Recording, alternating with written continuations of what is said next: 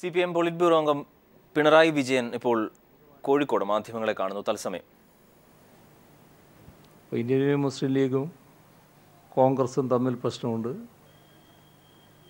കേരള കോൺഗ്രസും തമ്മിൽ പ്രശ്നങ്ങളുണ്ട്. ഇത്രത്തോളം അല്ലെങ്കിലും അതിനകത്തുള്ള മറ്റു പാർട്ടികളുമായും വലിയ തോതിലുള്ള പ്രശ്നങ്ങൾ നിലനിൽക്കുകയാണ്. ഈ രണ്ട് പാർട്ടികളുമായുള്ള പ്രശ്നങ്ങൾ പരസ്യമായി തന്നെ അവർ സമ്മതിച്ച് ചർച്ച നടത്താൻ തീരുമാനിക്കുകയും ചില സമിതികൾ രൂപീകരിക്കുകയും ചെയ്തിരിക്കുന്നു. അപ്പോൾ തെരഞ്ഞെടുപ്പിൻ്റെ ഈ ഘട്ടത്തിൽ പോലും പലയിടങ്ങളിലും യോജിപ്പിനെത്താൻ കഴിഞ്ഞിട്ടില്ല. തർക്കമുള്ള ചില കക്ഷികളുടെ നേതാക്കന്മാർ ഇവിടെ UDF എന്ന നിലക്കല്ല മത്സരിക്കുക എന്ന് പറയുന്ന അവസ്ഥയിലേക്ക് ആ മുന്നണി എത്തിയിരിക്കുന്നു. ഇത്രമാത്രം ശിഥിലീകരിച്ച അവസ്ഥയിലാണ് UDF നിൽക്കുന്നത്. ഇതാണ് ഒരു പ്രത്യേകതയുണ്ടായത്. കേരളം ഒരു പുതിയ സമീപനം സ്വീകരിച്ച് ഒരു പുതിയ വേഷത്തിൽ നമ്മുടെ സമൂഹത്തിന് മുന്നിൽ പ്രത്യക്ഷപ്പെടാൻ നോക്കുന്ന RSS ശ്രമത്തെക്കുറിച്ച് ചർച്ച ചെയ്തുകൊണ്ടിരിക്കുന്നൊരു കാലമാണിത്. RSS അജണ്ടയുടെ ഭാഗമായിട്ടാണ് SNDP നേതൃത്വവുമായി ബന്ധപ്പെട്ട പ്രശ്നങ്ങളൊക്കെ ഇപ്പോൾ ഉയർന്നു വന്നിട്ടുള്ളത്. ഇക്കാര്യത്തിലും UDF എവിടെയാണ് നിൽക്കുന്നത് എന്ന് വ്യക്തമായിട്ടുണ്ട്. ഇങ്ങനെയൊരു കാര്യം പുറത്തു വന്നപ്പോൾ തന്നെ ചില സംശയങ്ങൾ പലർക്കും ഉണ്ടായിട്ടുണ്ട്. അതും വ്യക്തമാക്കുന്ന സമീപനാണ് UDF യോഗത്തിലുണ്ടായത്. അതിലൊരു പ്രശ്നം SNDPയെ RSS പാളയത്തിലെത്തിക്കുന്നതിനെ പലരും വിമർശിച്ചു. KPCC പ്രസിഡൻറ്റും അത്തരമൊരു വിമർശനം ഉന്നയിച്ചു. KPCC പ്രസിഡൻറ്റിനെ വളരെ മോശമായ ഭാഷയിൽ വെള്ളാപ്പള്ളി നടേശൻ അധിക്ഷേപിച്ചു. ഈ യോഗത്തിൽ UDF യോഗത്തിൽ അതിനെക്കുറിച്ച് പരാമർശമുണ്ടായി. UDFിലെ പ്രധാന കക്ഷിയുടെ, സാധാരണ UDFന് നേതൃത്വം കൊടുക്കുന്നു എന്ന് പറയുന്ന കക്ഷിയുടെ കേരളത്തിലെ പ്രധാന നേതാവിനെ തന്നെ പരസ്യമായി അധിക്ഷേപിച്ചതിനെതിരെ പ്രതികരിക്കണം. ഇതാണ് UDFിൽ ഉയർന്ന ആവശ്യം. അപ്പോൾ സ്വാഭാവികമായും മറ്റ് ചില കക്ഷികൾ അഭിപ്രായം പറഞ്ഞു. എല്ലാവർക്കും അതിനോട് യോജിപ്പാണ്. അപ്പോൾ ആ യോജിപ്പ് പ്രകടിപ്പിച്ചുകൊണ്ടിരിക്കെ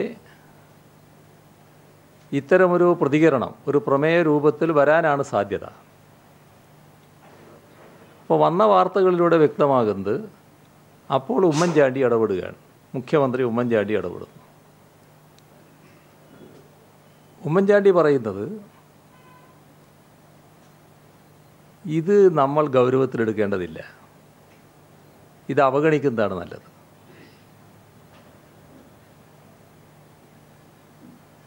ചർച്ച തുടർന്നില്ല. ആ പ്രശ്നം അവിടെ അവസാനിച്ചു. പിന്നീടൊരു ഘട്ടത്തിൽ, വേറൊരു ദിവസമല്ല, ഇതേ യോഗത്തിൽ പിന്നീടൊരു ഘട്ടത്തിൽ UDFിലെ ഘടകകക്ഷിയാണ് പണ്ട് JSSലുണ്ടായിരുന്ന രാജൻ ബാബു. ഗൗരിയമ്മയുടെ നേതൃത്വത്തിലുള്ള JSS UDF വിട്ടപ്പോൾ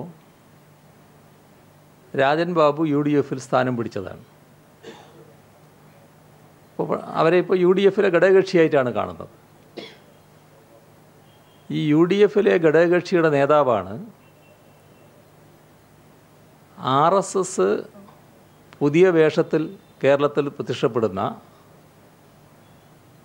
പാർട്ടിയുടെ ഭരണഘടന തയ്യാറാക്കുന്നത്. അതിനെക്കുറിച്ച് ചർച്ച വന്നു. എന്താണ് ഇങ്ങനൊരു കാര്യം, ഇങ്ങനൊരു നിലപാട് നിങ്ങൾ സ്വീകരിക്കുന്നത് എന്ന ചർച്ച വന്നു. ആ ചർച്ചയ്ക്ക് മറുപടി പറയാൻ രാജംബാബു നിർബന്ധിതനായി. രാജംബാബു പറഞ്ഞത്, ഞാൻ SNDP യോഗത്തിൻ്റെയും SN ട്രസ്റ്റിൻ്റെയും ഒക്കെ നിയമോപദേഷ്ടാവാണ്, ആ നിലക്ക് ഭരണഘടന തയ്യാറാക്കാൻ പോയതാണെന്നാണ്. SNDPയുടെയും SN ട്രസ്റ്റിൻ്റെയും കാര്യമല്ല ഇവിടെ നടക്കുന്നത്. ഇത് RSSൻ്റെ അജണ്ട അനുസരിച്ചുള്ളൊരു പാർട്ടി രൂപീകരണമാണ്. ആ കാര്യത്തിലാണ് UDFിൻ്റെ ഒരു ഘടകകക്ഷിയുടെ പ്രധാന നേതാവ് അതിൻ്റെ ഭരണഘടന തയ്യാറാക്കുന്ന പ്രവർത്തനത്തിലേർപ്പെടുന്നത്.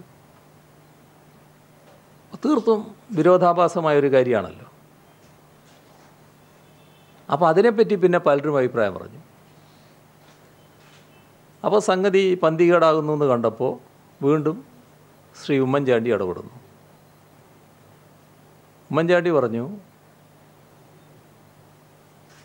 നമ്മളിതൊന്നും കൂടുതൽ ചർച്ച ചെയ്യേണ്ട, ഇതിവിടെ അവസാനിപ്പിക്കുക എന്ന് പറഞ്ഞ് അവസാനിപ്പിക്കുന്നു.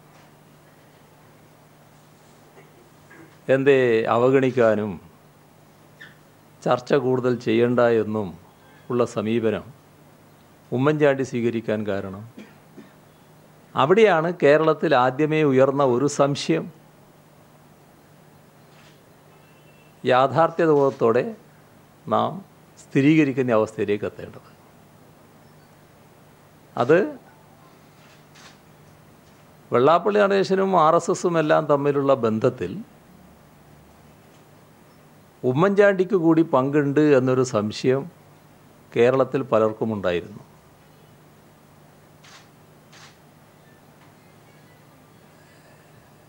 വെള്ളാപ്പള്ളി നടേശന് സൗകര്യങ്ങൾ ചെയ്തു കൊടുക്കുന്നതിന് ഉണ്ടായിരുന്ന ലാക്ക് നല്ല തോതിൽ SNDPയുടെ സഹായം കിട്ടുക എന്നുള്ളതായിരുന്നു ഉമ്മൻചാണ്ടിക്ക്.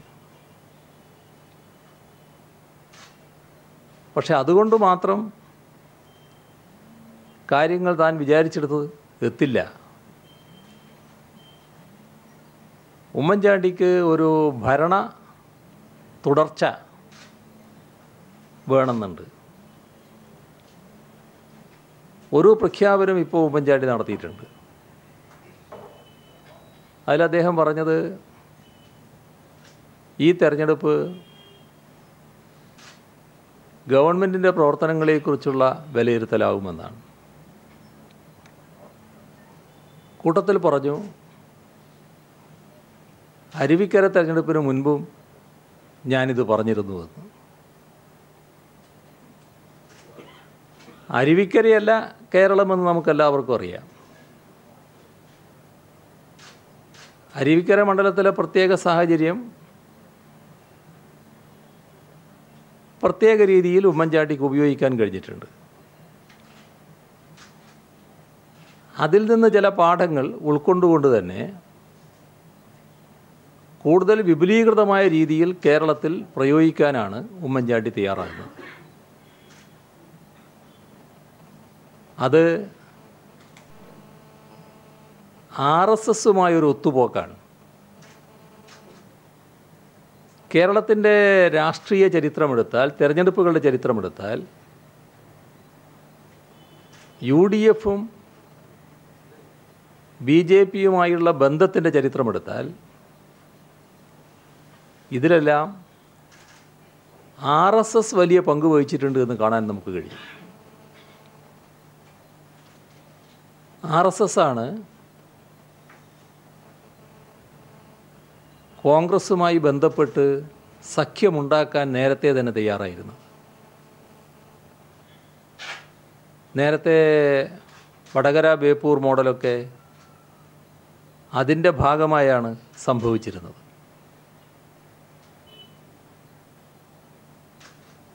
രാജ്യത്ത്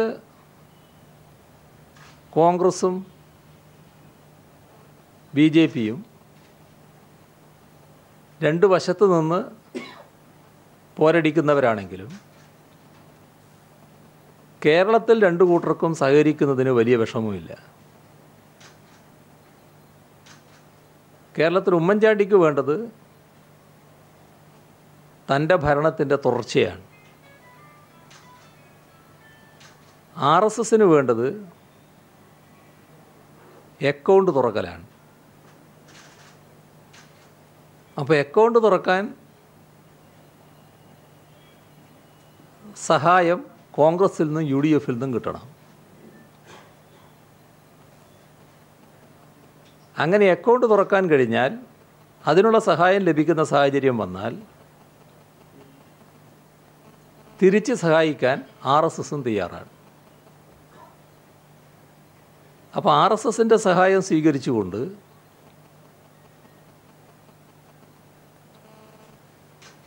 തെരഞ്ഞെടുപ്പിൽ വിജയം നേടാം എന്നാണ് ഉമ്മൻചാണ്ടിയുടെ കണക്കുകൂട്ടൽ. വിനാശകാലേ വിപരീത ബുദ്ധി എന്നുണ്ടല്ലോ, അങ്ങനെ പല കണക്കുകൂട്ടലുകളും നമ്മുടെ നാട്ടിൽ തെറ്റിപ്പോയിട്ടുണ്ട് എന്നുള്ളത് നമുക്കറിയാം. ഈ നിലയിൽ കാര്യങ്ങൾ നീക്കുന്നതിനാണ്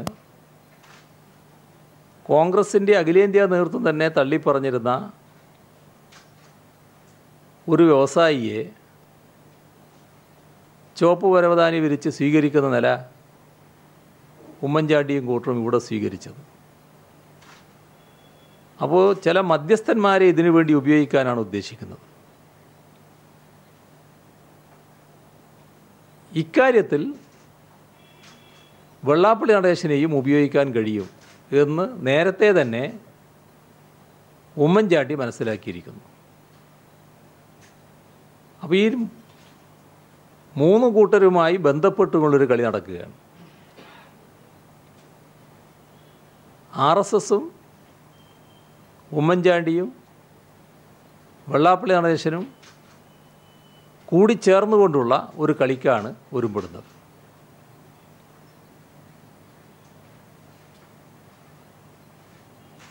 കോൺഗ്രസ്സിൽ പലരും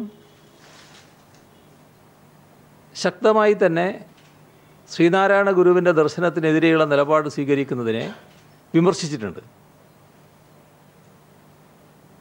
അങ്ങനെ വന്നപ്പോൾ ഉമ്മൻചാണ്ടിക്കും അത് പറയേണ്ടി വന്നിട്ടുണ്ടാവും.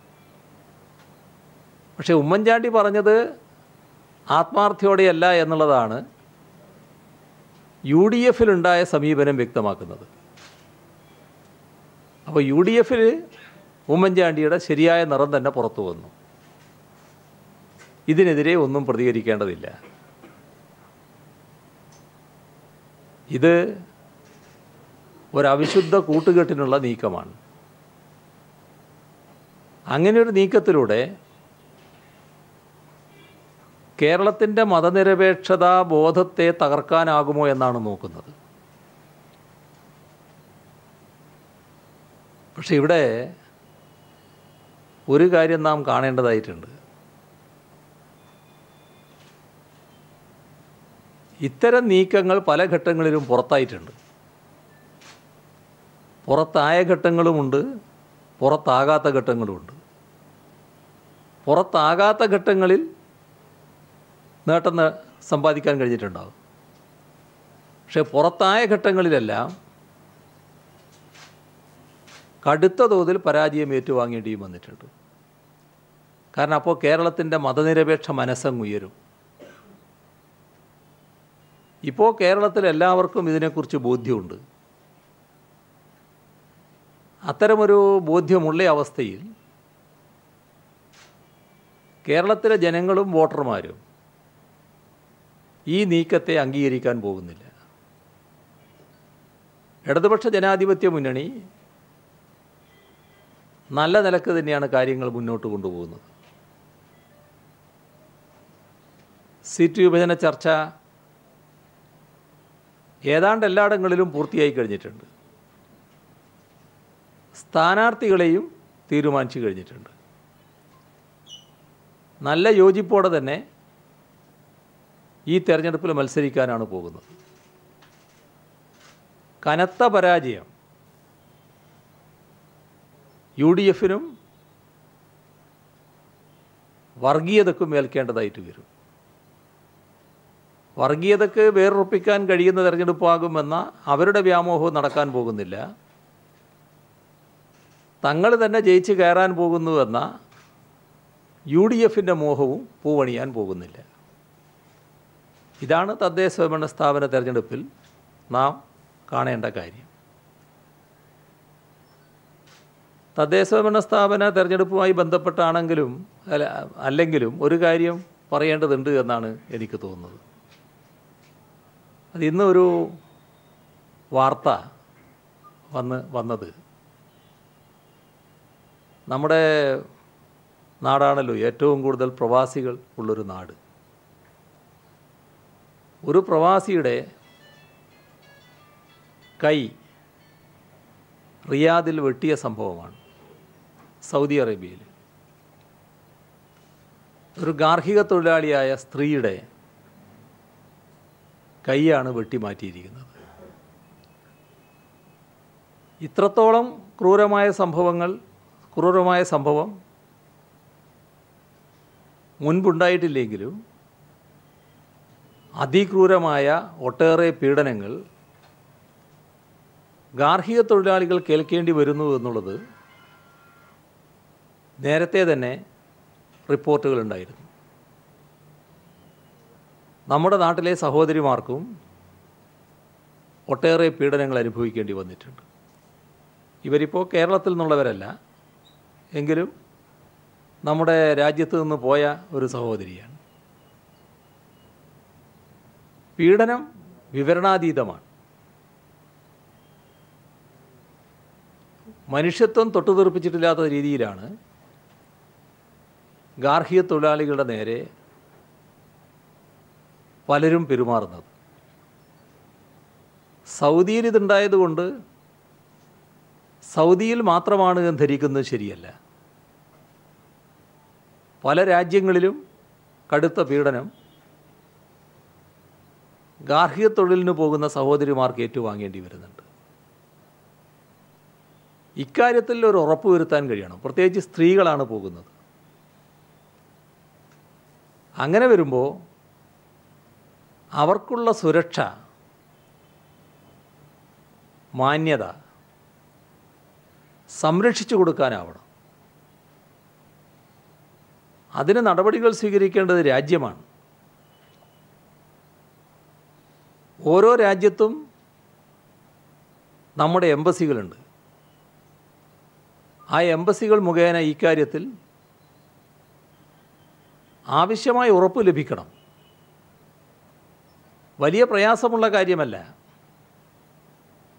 പുതുതായി പോകുന്നവർ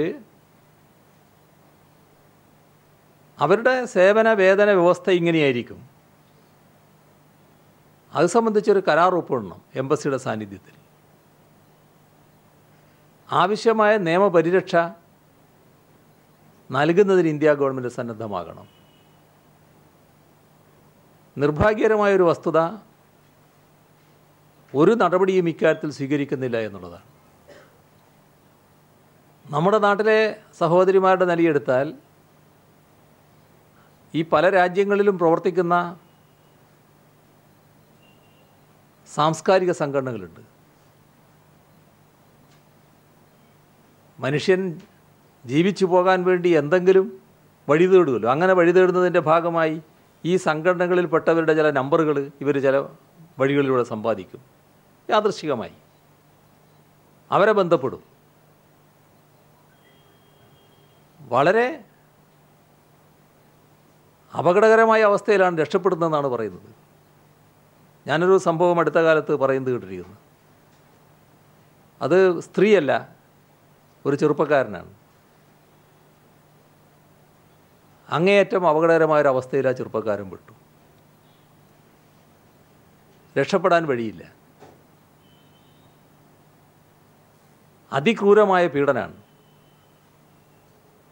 ഏതോ തരത്തിൽ അവിടെ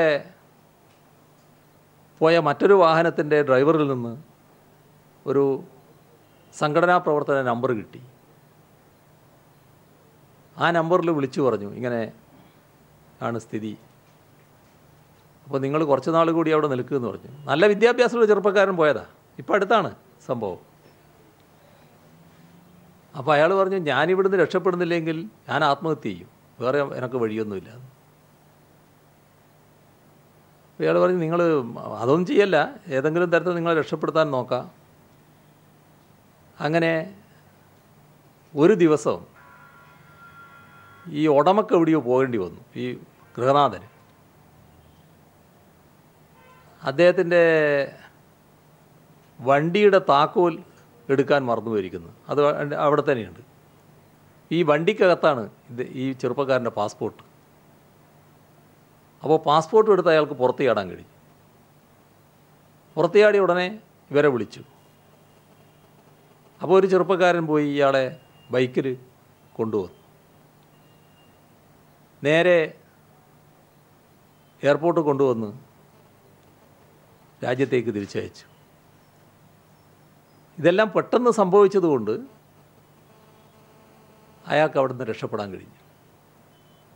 ഇങ്ങനെ എത്ര രക്ഷപ്പെടാൻ കഴിയാത്തവർ, ഏതെല്ലാം തരത്തിൽ പീഡനം അനുഭവിക്കുന്നവർ, ഇതെല്ലാം നമ്മളെ കൂട്ടത്തിൽ നിന്ന് പോകുന്ന ചിലർക്ക് അനുഭവിക്കേണ്ടി വരുന്ന പീഡനങ്ങളാണ്. അത്തരം കാര്യങ്ങളിൽ ശക്തമായ നിലപാട് നമ്മുടേതുപോലൊരു രാജ്യത്തിന് സ്വീകരിക്കാൻ കഴിയുന്നില്ലെങ്കിൽ പിന്നെ ആർക്കാ കഴിയുക? മറ്റു പല രാജ്യങ്ങളും അവരുടെ പൗരരെ സംരക്ഷിക്കാനുള്ള ഒട്ടേറെ നടപടികൾ സ്വീകരിക്കുന്നുണ്ട്. നമുക്ക് യാതൊരു ചുമതലയുമില്ലാത്ത മട്ടിലാണ് നമ്മുടെ ഗവൺമെൻറ് പ്രവർത്തിച്ചുകൊണ്ടിരിക്കുന്നത്. ഏറ്റവും കൂടുതൽ പ്രവാസികളുള്ള സംസ്ഥാനമെന്ന നിലക്ക് നമ്മുടെ നാടിൻ്റെ പച്ചപ്പിനും കഞ്ഞി കുടിക്കുന്നതിനുമെല്ലാം ഇടയാക്കിയിട്ടുള്ളത് തന്നെ ഈ പ്രവാസികളുടെ വരുമാനം കൂടിയാണ്, നമ്മുടെ സഹോദരങ്ങളുടെ വരുമാനം കൂടിയാണ് എന്ന് കണക്കിലെടുത്തുകൊണ്ട് ഈ പ്രശ്നത്തിൽ ശക്തമായ നിലപാട് സ്വീകരിക്കാൻ കേന്ദ്ര ഗവൺമെൻറ്റിൽ സമ്മർദ്ദം ചെലുത്താനും സംസ്ഥാന ഗവൺമെൻറ് ഉണർന്ന് പ്രവർത്തിക്കാനും തയ്യാറാകേണ്ടതായിട്ടുണ്ട്. ഇതൊരു തമിഴ്നാടാണെന്ന് തോന്നുന്നു ഈ സഹോദരി, ആ തമിഴ്നാട്ടിൽ ഉള്ളൊരു സ്ത്രീക്ക് സംഭവിച്ചതാണ് എന്ന് വിചാരിച്ച് നമുക്കൊന്നും കാര്യമില്ല എന്ന മട്ടിൽ കൈയൊഴിയേണ്ട ഒരു കാര്യമല്ല.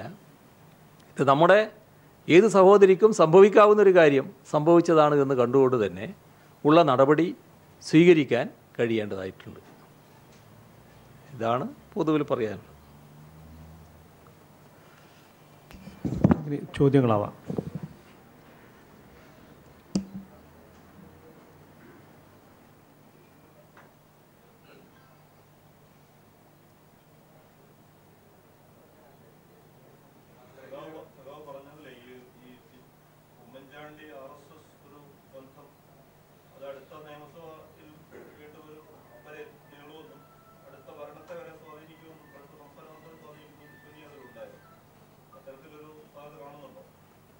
അല്ല, ഉമ്മൻചാണ്ടി ചെയ്യുന്നതെല്ലാം ഭരണത്തുടർച്ചയ്ക്ക് വേണ്ടിയാണല്ലോ. അപ്പോൾ ഭരണത്തുടർച്ചയ്ക്ക് വേണ്ടി ഇങ്ങനെയൊരു ബന്ധം ഉണ്ടാക്കുന്നതിനാണ് അദ്ദേഹം ആഗ്രഹിക്കുന്നത്. അതിനുള്ള നീക്കങ്ങളാണ് അദ്ദേഹം നടത്തിക്കൊണ്ടിരിക്കുന്നത്.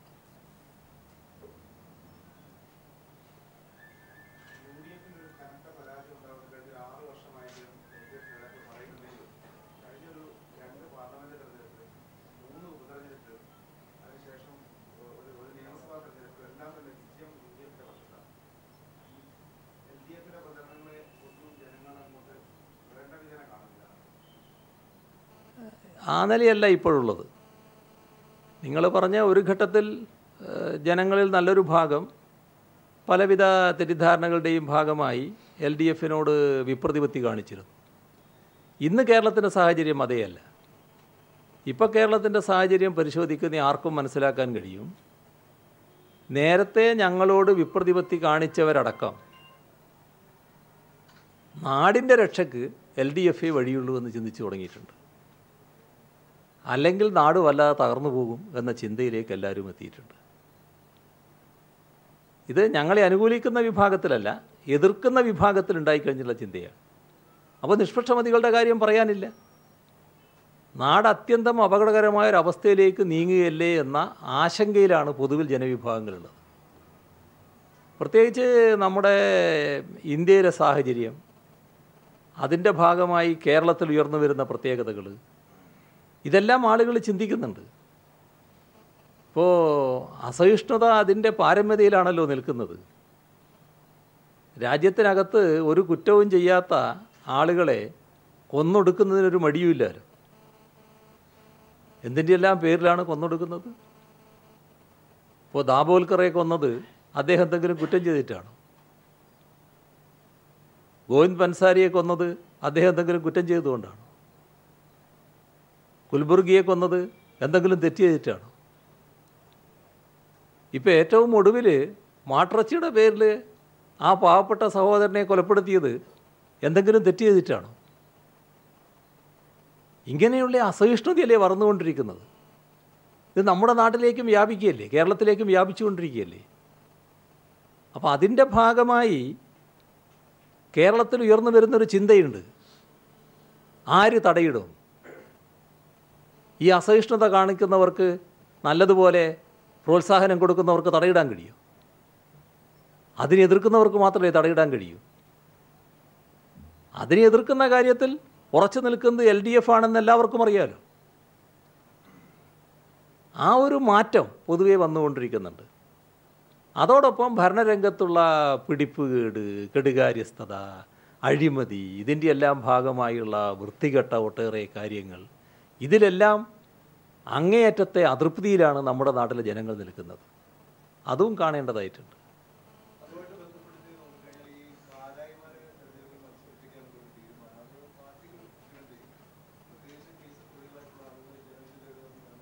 കേസിൽ പ്രതികളായിട്ടുള്ളവർ സാധാരണ തിരഞ്ഞെടുപ്പിൽ മത്സരിക്കാറുണ്ട്.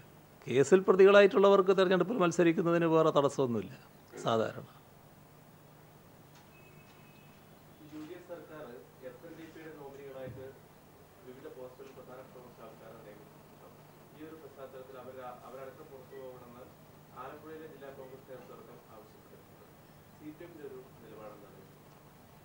SNDP നേതൃത്വം പല സ്ഥാനങ്ങളിലും ഇപ്പോൾ ഈ പറയുന്ന അടുത്ത നിയുക്ത മന്ത്രിയടക്കം ഈ സ്ഥാനങ്ങൾ സ്വീകരിച്ച് നിൽക്കുകയാണല്ലോ ഈ UDFൻ്റെ. ഇതാണ് ഈ ഒത്തുകളി. ആ ഒത്തുകളി നമ്മൾ കാണാതിരിക്കേണ്ടതില്ല. അതിനവർക്കൊരു ശങ്കയില്ല ഒന്നിച്ചു പോകുന്നതിന്. എന്നാൽ കോൺഗ്രസ്സുമായി ഞങ്ങൾക്ക് വേറെ ബന്ധമില്ല, UDFുമായി ബന്ധമില്ല, ഞങ്ങൾ RSSൻ്റെ ഭാഗമായി തന്നെ നിൽക്കുകയാണ് എന്ന ഉറച്ച അഭിപ്രായം ഉണ്ടെങ്കിൽ അവർ വേറെ പാർട്ടി രൂപീകരിച്ച് UDFൻ്റെ ഭാഗമല്ലാത്തൊരു പാർട്ടിയായി മാറുന്നുവെങ്കിൽ ആദ്യം വേണ്ടത് ആ സ്ഥാനങ്ങളൊക്കെ രാജിവെക്കലിന്. അവരെല്ലാവരും ഇതിൻ്റെ കൂടെ ഉണ്ടോ എന്നറിയില്ല, അത് ഉറപ്പായിട്ട് പറയാൻ കഴിയുന്നതല്ല. ഈ സ്ഥാനങ്ങളിലുള്ളവർ ചില പേരുകാരൊക്കെ വെള്ളാപ്പള്ളി നടേശൻ്റെ കൂടെ ഉണ്ടോ എന്ന് എനിക്ക് ഉറപ്പില്ല. കാരണം അതിൽ പലരും അങ്ങനെ നിൽക്കുന്നവരല്ല എന്നാണ് എൻ്റെ ഒരു ചിന്ത. എന്നാൽ നിയുക്ത മന്ത്രി അങ്ങനെ തന്നെ ഉണ്ട് തന്നെയാണല്ലോ കാണേണ്ടത്. അപ്പോൾ അത് വെച്ച് അങ്ങനെയുള്ളവർ ആ നിലപാടെടുത്തുകൊണ്ട് വേണം മറ്റൊരു പാർട്ടിയിലേക്ക് പോകാൻ.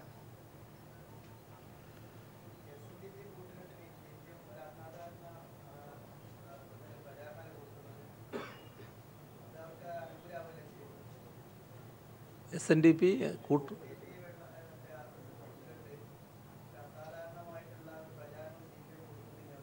അല്ലല്ല, അങ്ങനെയല്ല. SNDPയെക്കുറിച്ച് ഞങ്ങൾ സാധാരണ ഒന്നും പറയാറില്ലല്ലോ. നമ്മുടെ നാട്ടിൽ ഏതെല്ലാം സാമുദായിക സംഘടനകൾ പ്രവർത്തിക്കുന്നുണ്ട്, അതിലേതെങ്കിലും സാമുദായിക സംഘടനയെ എടുത്ത് ഞങ്ങൾ സാധാരണ പരാമർശിക്കാറുണ്ട്. ഇവിടെ വരുന്നത് RSSൻ്റെ ഒരു അജണ്ടയാണ്. ആ RSSൻ്റെ അജണ്ട എന്താ? അവർക്ക് കേരളത്തിൽ വേരുറപ്പിക്കാൻ പറ്റുന്നില്ല, അവരെ ഭാഷയിൽ അക്കൗണ്ട് തുടങ്ങാൻ പറ്റുന്നില്ല. അപ്പോൾ അക്കൗണ്ട് തുടങ്ങാൻ അവർ പല മാർഗങ്ങളും സ്വീകരിച്ചു നോക്കി. വളരെ വിശദമായി പറയേണ്ട വിഷയമാണ്, ഞാൻ അത്ര വിശദമായിട്ട് പോകുന്നില്ല. ആദ്യം അവർ കണ്ടത് ഇവിടെ വേരുറപ്പിക്കാൻ തടസ്സം ഇവിടുത്തെ ഇടതുപക്ഷമാണ്. അപ്പോൾ ഇടതുപക്ഷം ദുർബലമാകും. ഇടതുപക്ഷം എന്ന് പറയുമ്പോൾ സ്വാഭാവികമായിട്ടും ഞങ്ങളെ നേർക്കാണല്ലോ, CPIMൻ്റെ നേരെയാണല്ലോ ഓങ്ങുക. അങ്ങനെയാണ് CPIMനെ ദുർബലമാക്കാനുള്ള നടപടികൾ അവർ സ്വീകരിച്ചത്. പക്ഷെ അതുകൊണ്ട് അവർക്ക് ഉദ്ദേശിച്ച ഗുണമൊന്നും കിട്ടിയില്ല. അപ്പോൾ അവർക്ക് മറ്റു മാർഗം തേടേണ്ടി വന്നു.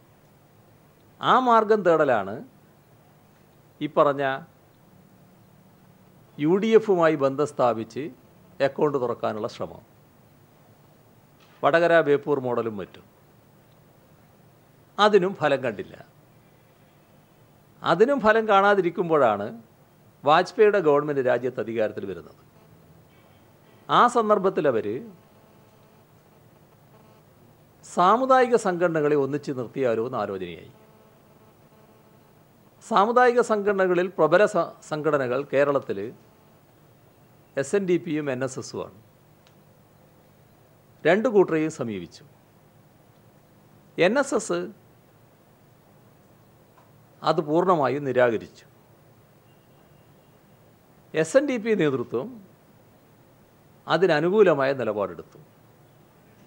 ആ നിലപാടിൻ്റെ ഭാഗമായി ആ ഘട്ടത്തിൽ SNDPയുടെ യോഗം നടക്കുമ്പോൾ ആ യോഗത്തിൽ RSSൻ്റെയും BJPയുടെയും പ്രധാന നേതാക്കളെ ക്ഷണിച്ചിരുത്തി. ഇത് പരസ്യമായി വിമർശിക്കുന്ന നില വന്നു. ഞങ്ങൾ തന്നെ വിമർശിച്ചിരുന്നു ആ ഘട്ടത്തിൽ. SNDP അണികളും ആ വിമർശനം ഉന്നയിച്ചു. അങ്ങനെ വന്നപ്പോൾ തൽക്കാലം SNDP അത് മരവിപ്പിച്ചു. പക്ഷേ RSS ആ നീക്കം മരവിപ്പിച്ചില്ല. അവരത് തുറന്നു. അതിൻ്റെ ഭാഗമായാണ് KPMSലൊരു വിഭാഗത്തെ RSS സ്വാധീനിക്കുന്നത്. ആ സ്വാധീനത്തിൻ്റെ ഫലമായിരുന്നു ഗുജറാത്ത് മുഖ്യമന്ത്രിയായിരുന്ന നരേന്ദ്രമോദിയെ കായൽ സമ്മേളനത്തിൻ്റെ വാർഷികത്തിൽ ക്ഷണിച്ചു വരുത്തിയത്. പിന്നീട് മോദി പ്രധാനമന്ത്രിയായി വന്നു. വീണ്ടും ഈ നീക്കം സജീവമായി. വെള്ളാപ്പള്ളി നടേശനും ആ നീക്കത്തോട് വലിയ താല്പര്യം പ്രകടിപ്പിച്ചു. പലവട്ടം ചർച്ചകൾ നടന്നു. RSS ആണ് നേതൃത്വത്തെങ്കിൽ വിശ്വ ഹിന്ദു പരിഷത്ത് ചർച്ച നടത്തി, BJP നേതാവ് ചർച്ച നടത്തി. അങ്ങനെയെല്ലാമാണ് ഇവിടത്തേക്കിപ്പോൾ എത്തിയിരിക്കുന്നത്. അപ്പോൾ RSSൻ്റെ അജണ്ട അനുസരിച്ചാണ് കാര്യങ്ങൾ നടക്കുന്നത്.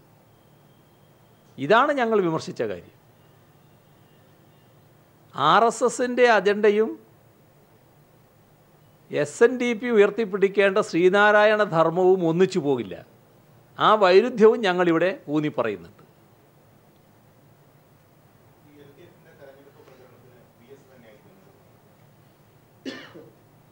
LDFിൻ്റെ തെരഞ്ഞെടുപ്പ് പ്രചരണത്തിന് ആര് നേതൃത്വം കൊടുക്കുന്നു എന്നതൊരു വിഷയമല്ല. എല്ലാവരും തെരഞ്ഞെടുപ്പ് പ്രചരണ രംഗത്തുണ്ടാവും. VSും ഉണ്ടാവും.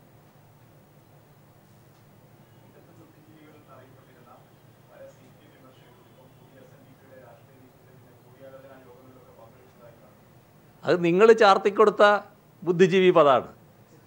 ഞാൻ ആളെ പേരൊന്നും പറയുന്നില്ല. പക്ഷേ നിങ്ങളങ്ങനെ പലരെയും പലതുമാക്കിയിട്ടുണ്ട്. അതിന് ഞങ്ങളെന്ത് പറയാനാണ്?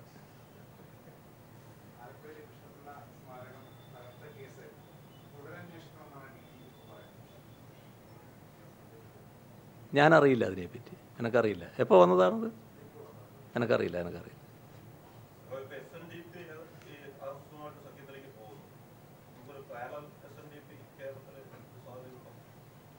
അല്ല, ഞങ്ങൾ അങ്ങനെ സംഘടനകൾ രൂപീകരിക്കാൻ നടക്കുന്നവരല്ലല്ലോ.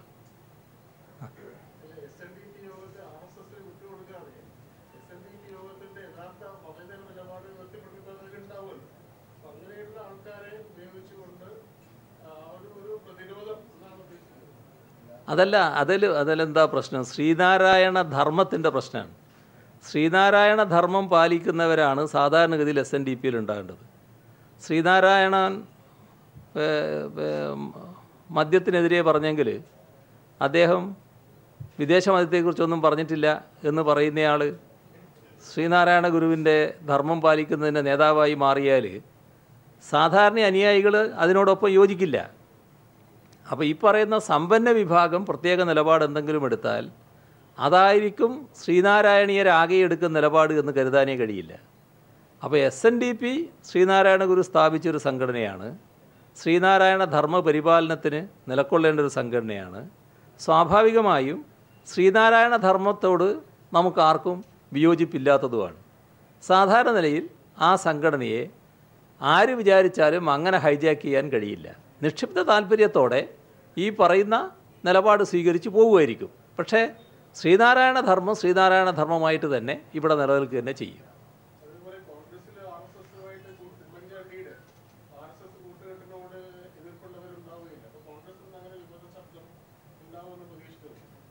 ഞാനത് നേരത്തെ പറഞ്ഞല്ലോ, മതനിരപേക്ഷ മനസ്സ് എന്ന് ഞാൻ പറഞ്ഞു. മതനിരപേക്ഷ മനസ്സെന്ന് പറയുമ്പോൾ നമ്മുടെ കേരളത്തിലെ കോൺഗ്രസ്സുകാരിൽ നല്ലൊരു ഭാഗം മതനിരപേക്ഷ മനസ്സുള്ളവരല്ലേ. നല്ലതെന്ന് വെച്ചാൽ മഹാഭൂരിപക്ഷം. ആ മതനിരപേക്ഷ മനസ്സുകാരൊന്നും ഇതിനോട് യോജിക്കില്ല.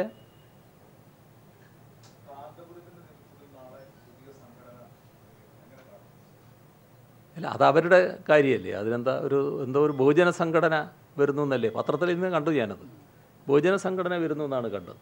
അത് നമ്മളെന്ത് പറയാൻ അതിനെപ്പറ്റി? ആരെല്ലാം ആരെയൊക്കെ കാണുന്നു, അതൊക്കെ ഒരു വാർത്തയാണോ യഥാർത്ഥത്തിൽ? നിങ്ങളോട് ആരോ അത് പറഞ്ഞിട്ടുണ്ടാവും. അപ്പോൾ നിങ്ങൾക്കതൊരു പ്രധാന വാർത്തയായിട്ട് തോന്നിയിട്ടുണ്ടാവും. അതിലെന്താ ഒരു പ്രത്യേകത വന്നിരിക്കുന്നു?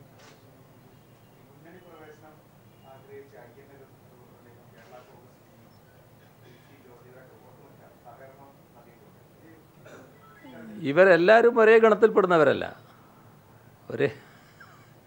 എന്നാൽ INL നേരത്തെ തന്നെ ഞങ്ങളുമായിട്ട് സഹകരിച്ച് പ്രവർത്തിച്ച് വരുന്നവരാണ്. അവർ മുന്നണിയിൽ വരണമെന്ന് നേരത്തെ അഭിപ്രായമുള്ളവരാണ്. ഞങ്ങളത് ഗൗരവമായി തന്നെ ആലോചിച്ചുകൊണ്ടിരിക്കുന്ന ഒന്നാണ്. പക്ഷേ മുന്നണിക്കകത്തേക്ക് വരാനിപ്പോൾ ഈ പറഞ്ഞതുപോലെ പലരും ആഗ്രഹിക്കുന്നുണ്ട്. അതെല്ലാം കൂടി ബന്ധപ്പെട്ടൊരു തീരുമാനമെടുക്കേണ്ടതായിട്ടാണ് ഇരിക്കുന്നത്. ഇപ്പോൾ തീരുമാനമൊന്നും എടുത്തിട്ടില്ല.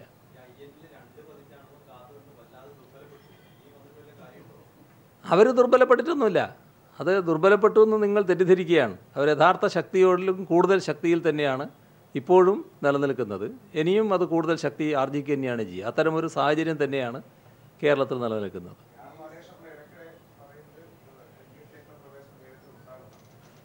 അതൊക്കെ LDF തീരുമാനിക്കേണ്ടതാണല്ലോ, ഞാൻ ഒറ്റക്ക് പറയേണ്ടതല്ല. അതൊക്കെ LDF തീരുമാനിക്കേണ്ട വിഷയമാണല്ലോ, ഞാൻ ഒറ്റക്ക് പറയേണ്ട കാര്യമല്ല.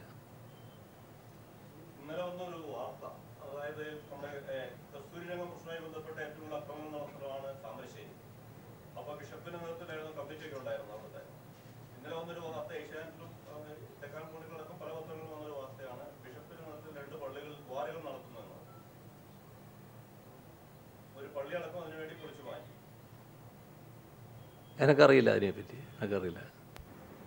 കോറിയ എനിക്കറിയില്ല. സുഹൃത്തുക്കളെ, നമുക്ക് വെള്ളിയാഴ്ചയാണ് 5 പത്രസമ്മേളനം ഇനി നടക്കാനുണ്ട്. കൂടുതൽ ചോദ്യങ്ങളില്ലെങ്കിൽ അതെ ഉണ്ടോ? അപ്പോൾ നമസ്കാരം. നമുക്ക് വിജയേട്ടനുണ്ട്, മോഹനേട്ടൻ, പിന്നെ ഗഫൂർ കെ ഉണ്ട്. എല്ലാവർക്കും പ്രസ് ക്ലബിൻ്റെ പേരിൽ നന്ദി പ്രകാശിപ്പിക്കുന്നു. Thank U.